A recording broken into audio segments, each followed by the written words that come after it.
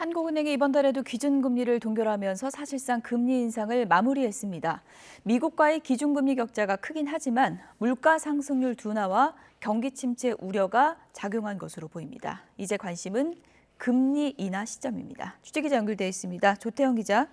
네, 조태현입니다. 네, 2번 연속 동결이군요.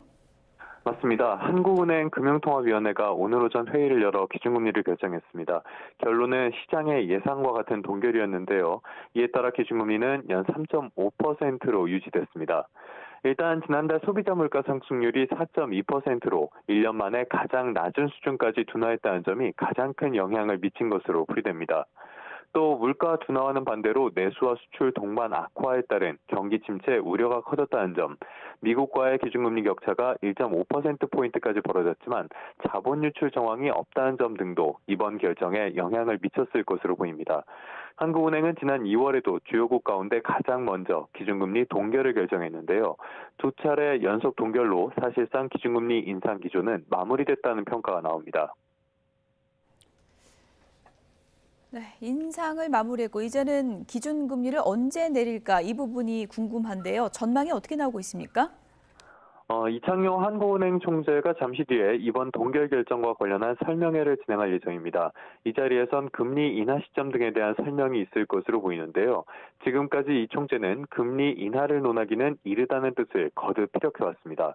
다만 시장에선 올해 하반기, 늦어도 내년 상반기엔 기준금리 인하를 시작할 것이라는 전망이 지배적입니다. 물가 상승률이 하반기엔 3%대까지 하락할 것으로 보이는 데다 하반기부터는 경기 악화가 더 본격적으로 나타날 가능성이 크기 때문입니다. 반대로 미국이 5월 연방공개시장위원회 FOMC에서 기준금리를 한 차례 더 높이면 금리 격차가 1.75%포인트까지 벌어지는 만큼 연내 기준금리 인하를 나서기보다는 최소한 동결 기조를 이어갈 것이라는 목소리도 나오고 있습니다. 네, 이번 결정에 대해서 금융시장 반응은 어떻게 나오고 있습니까? 네, 오늘 코스피는 어제 종가보다 0.55% 상승한 2,525.95로 거래를 시작했습니다.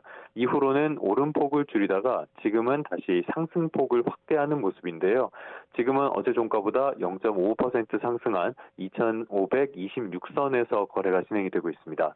코스닥 지수는 0.61% 오른 893.2로 장을 개시했는데요. 금통위 발표 직후에는 오름세로 돌아섰다가 지금은 다시 0.02% 약보합 수준에 머물러 있습니다. 원달러 환율은 0.3원 오른 1,320원으로 거래를 시작한 뒤에 지금은 약간 내려선 0.35원 내린 1,319원대에서 거래가 계속 이뤄지고 있습니다.